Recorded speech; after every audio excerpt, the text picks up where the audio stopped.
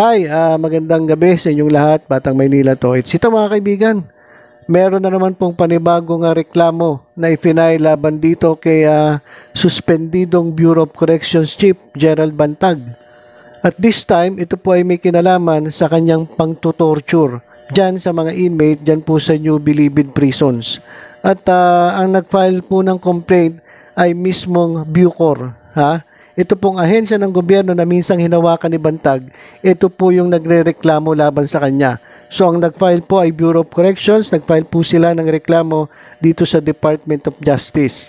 At si Bantag po ay inakusahan na nag-violate ng Section 5. Ito po yung other cruel, inhuman, and degrading punishment of Republic Act 9745 or the Anti-Torture Act of 2019. And 2 counts of violation of Article 263 of the Revised Penal Code for serious physical injuries. O yan po yung panibagong reklamong kinakaharap ni Mr. Bantag. At kasama po sa sinampahan ng reklamo ay etong si Bucor Superintendent Ricardo Solveta for 2 counts of violation of Presidential Decree 1829 for obstruction of justice. Obstruction of justice kasi pinagtatakpan niya po ito si Bantag eh. Ito pong complaint ay base dun sa affidavit ng dalawang gang leaders. Ito pong si Ronald Usman ng Batang Mindanao at itong si Jonathan Escopete na dati ang pangalan nito Jonathan Cañete. Ito po ay membro ng pangkat ng Batang Cebu. At ayon kay General Katapang, etong si Usman at etong si Escopete ay nag-execute ng kanilang complaint affidavit at doon dinitalye kung ano yung nangyari noong February 1, 2022. Ito nga po yung insidente na kung saan silang dalawa ay di umano'y tinorture ni Bantag sa di nalalamang dahilan. So ibig sabihin, parang nag-trip lang itong si Mr. Bantag kasi napabalita nga dyan sa Bureau of Corrections dyan mismo sa Bucor, base din sa mga kwento sa akin ng mga kakilala natin dyan, ito pong si Bantag mga kaibigan, mahilig po magaganyan.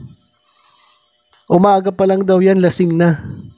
Kaya kapag nagmaoy ay nang titrip daw yan ng mga inmate. At ito yung yung ilan sa mga nabiktima niya na tinorture niya nang walang kadahi-dahilan. Basta trip lang. Mahilig talaga mag-trip yan. At nasusulat din sa complaint mga kaibigan, etong si Escopete at itong si Usman ay kasama dun sa iba pang gang leaders dyan sa maximum security compound na pinatawag ni Bantag dun sa kanyang opisina. Ito nga yung pahayag ng mga complainant to. Sabi, ito raw si Yusek Bantag na noon ay nasa ilalim ng influence ng alak. Sabi ko sa inyo lasinggero po ito mga kaibigan eh.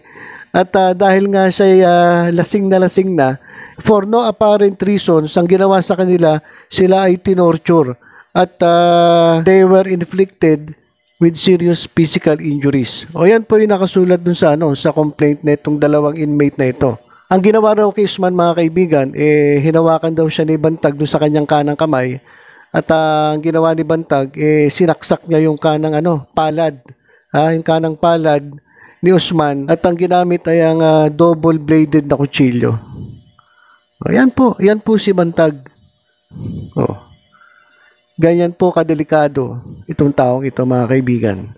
At alam naman natin yan kasi marami ng instances na sila nakasuhan dahil sa dahil sa mabilis uminit ang ulo nito at lalong-lalo na kapag lasing, mahilig talaga gumawa ng gulo itong taong ito. Kaya nga tuwan-tuwa dito si 'di ba si Duterte?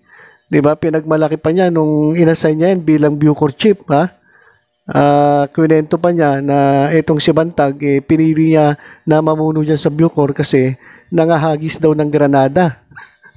Biruin niyo yan. Kumbaga parang tinotolerate pa nung dating presidente yung mga ganong klaseng gawain. 'Di ba? So ito naman si Bantag tuwan-tuwa naman dun sa dun sa idol niya. Kaya siguro ganito pinaggagawa. Malakas ang loob. Kasi nga, malakas yung kapit At kay Escopete naman, ang ginawa raw ni Bantag ay inislash yung kanyang t-shirt ni Bantag at itinutok dito sa kanyang dibdib yung isang Chris knife. Ito yung kutsilyo na may balubuloktot na gano'n. Alam ko po ang Chris gano'n yung may parang nagwe-wave na gano'n. Hindi po diretso, nagwe-wave po na ganyan. So, ayun po yung Chris knife. Tinutok daw yun sa kanyang dibdib na dahilan para magdugo. Yung dito, yung portion ng dibdib ni Escopete. At ayon kay Escopete ay nagmakaawa siya dito kay Bantag. At nung hindi niya na kinakaya yung pananakit sa kanya ni Bantag, ginawa niya ay hinawakan niya raw yung kutsilyo, yung Chris knife. At nung hinawakan ni Escopete yon, ang ginawa daw nito ni Yusek Bantag sinaksak yung kanyang yung kaliwang pigi, dito sa may hita. So ganun yung ginawa ni Mr. Bantag. At dahil doon si Usman ay napailalim sa medical attention ng 1 hanggang 2 buwan. At ito naman si Escopete ay nagpagaling ng 3 to 4 weeks. At bagamat si Zulueta ay nandoon sa pangyayari, wala siyang ginawa para pigilan itong si Mr. Bantag. At kaya nangyari, dahil po dun sa insidente ay lumapit itong si Zulueta dito sa dalawa at inalok sila ng 50,000. Inalok sila ng 50,000 pesos para manahimik. Ang sabi, dapat walang makakaalam nung nangyari. At kapag hindi nila tinanggap yung pera, merong mas masamang mangyayari sa kanila. So yun yung ginawa nitong ni Zulueta. At syempre wala silang choice kaysa naman na may mangyari sa kanila. Dahil po dito sa pananakot ni Zulueta, tinanggap nila yung pera. Kaya naman, yun mga kaibigan, patong-patong na itong mga complaint, itong mga reklamo na kinaharap ni Mr. Bantag. Nadagdagan pa yung mga reklamo kasi 'di ba yung unang-unang reklamo siya yung itinuturong mastermind sa pagpatay kay Percy Lapid at kay John Villamor. At meron ding mga administrative case na reklamo laban dito kay Mr. Bantag. Meron ding grave misconduct. So, meron ding plunder. So, ang dami pong mga complaint ang hinaharap na ito ni Mr. Bantag. Kaya kung mapapansin ninyo, kung ano-ano ang pinagagawa nito ni Mr. Bantag, pati na ng kanyang kampo para maiwasan. Para malayo yung issue. 'Di ba? Unang-una, ang dami nilang ginawa gusto nila mag-inhibit yung DOJ panel. Tapos ito lang kinasuhan nila si Remulla at ito si Katapang ng murder.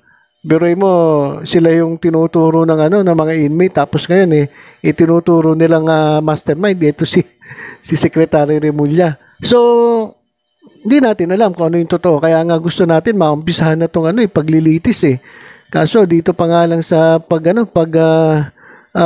hanap ng probable cause, hindi po matuloy-tuloy itong preliminary investigation.